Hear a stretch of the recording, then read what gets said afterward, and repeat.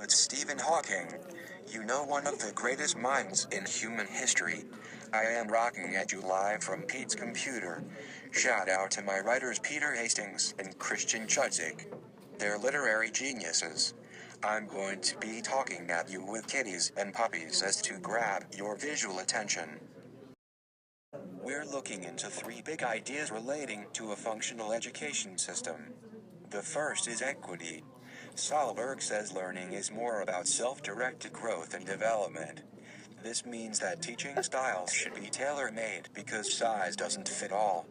Williams backs this up by telling her story with Ms. Ensign in the chapter entitled Stitches. Ms. Ensign recognized that Williams' hair was a source of pride and identity and had to adjust her teaching style in order to accommodate Williams and her next class. Berliner and Glasgow gave us an example of equity by telling how special education was integrated into public schools in order to accommodate special ed students. By doing this, the students showed massive improvement compared to institutionalized students.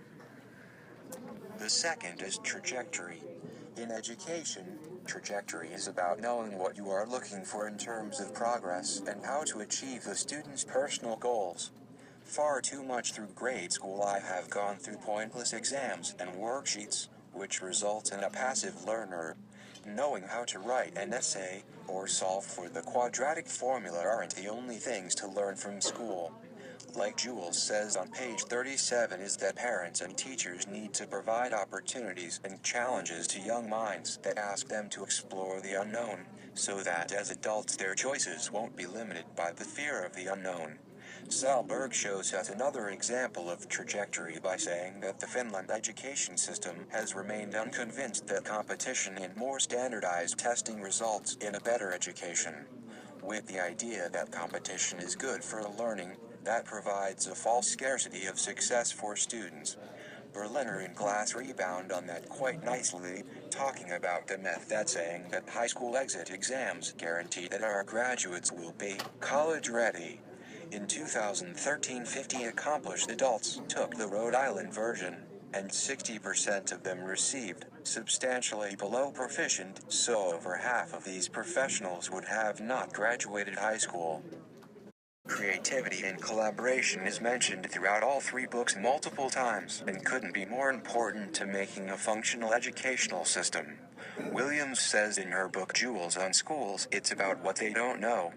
It's about realizing that what is known by all of our kind becomes insignificant when compared with what is unknown, meaning that exploring the unknown is the key to the creative process.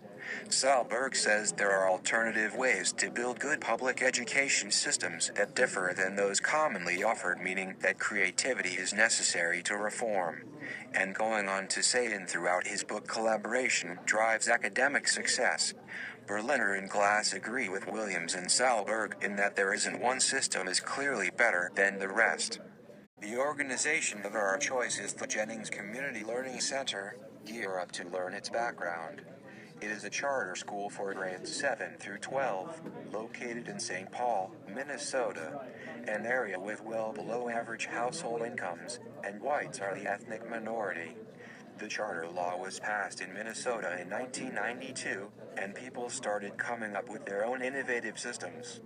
One of those people being Dr. Wayne Jennings, and the Jennings Community Learning Center was officially established in 2007. It is located in a tough neighborhood, and targets unmotivated students, where they can to tap into their curiosity and spark personal growth. I think it's time for a change of scenery, so we're going to mix it up and add some new animals. With that being said, let's analyze the organization. The cornerstone of the fourth way of education is equity. Looking at Jennings Community Learning Center in terms of equity, it's doing pretty good. The learning there is individualized. The curriculum is student-centered and student-led, meaning that the students create a personal learning plan, or PLP, based on their own interests and learning patterns, which they learn from taking multiple interest inventory. Their advisor oversees the project and makes sure to challenge them to attempt higher-level thinking. The place where it may be lacking is the gray area of the student-advisor relationship. Letting the students construct their own learning is really nice, but the only thing is that a student could appear to be demonstrating learning, but in reality is being passive and not learning much, which would be the opposite of what school wants. Webster's dictionary defines trajectory as the curve that a body has a planet or comet in its orbit or rocket describes in space. So if we take a look at Jennings Community Learning Center as a planet and the path it leaves behind and the direction it's going through space. The Jennings Community Learning Center mission is to transform students into responsible citizens, productive workers and self-directed and lifelong learners. So in terms directing students in a positive direction, they're doing pretty well. On the other hand, they have a good goal, but I believe that good schools should shoot to be great schools. They set up students to have effective career lives after school, but they don't necessarily push for college and higher education after high school. So they should push a little harder on students for the pursuit of higher knowledge. A great thing that Jennings Community Learning Center does is constantly assess itself.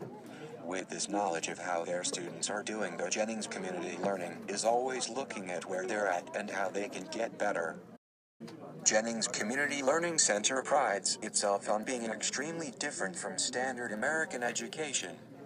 Students address teachers and staff by first names. The curriculum is determined and led by the individual learner. The advisors act as a facilitator of learning, not just instructing. They have a student that serves on their school board, and the school focuses on incorporating travel into the curriculum. They're not in traditional classrooms. The students are allowed to talk with other students and really collaborate on topics learned, and the advisors collaborate on activities to do or concepts to introduce, so that they're all growing together. Not really any type of drought of creativity in this program. The director himself talked about how much he despises conventional learning, and even mentioned meeting Sahlberg and Berliner, which is cool. In terms of room for growth, there's not a lot I can pick at. The school is very different. Sahlberg would be very pleased. There's obviously more ways for them to be creative, but they would have to pay me for that type of thinking.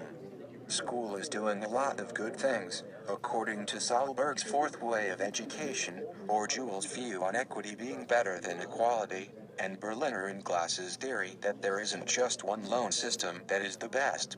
The Finns were not afraid of using alternative education systems, and I believe this school would fit right in with those systems. They focus on the individual's personal interests and skills. They know where they want their student to get and how to test them accordingly to get them there, and are not afraid to step outside the box and do a little thinking. As a school, they're not looked at as a legitimate academic institution. An area where they can grow is their image and their audience. If they take their school's ideology and some practices and brings it to a mainstream audience, there could be some major educational reforms. Another aspect of that the Jennings Community Learning Center could improve is teacher intervention. This doesn't mean that they have bad teachers, but there could be more guidance and mentoring being done by teachers.